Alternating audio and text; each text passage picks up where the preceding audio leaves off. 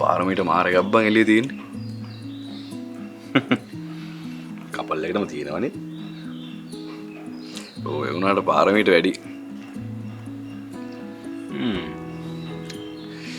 වගියා. මට වෙලාවකට ඔබ ගැන මාර පුදුමයි බා. නේ. ඇද මම බලාගෙන ඉවෙන්ට් එකේදී ඔබ පාරමීට ඉඳ දීලා ඒක දිහා බලාගෙන හිටපු විදිය. හරියට මචං පොඩි එකෙක් මොනවා හරි දෙයකින් දිනලා තාත්තා කෙනෙක් එක දිහා බලන් ඉන්නවා වගේ මම දැක්කේද. ඒක එහෙම තමයි බං ඉතින්. පාරමී කියන්නේ පුදුම කෙනෙක් මචං.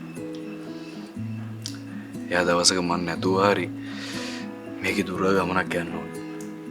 හොඳ ස්ටාර් කෙනෙක් වෙන්න ඕන.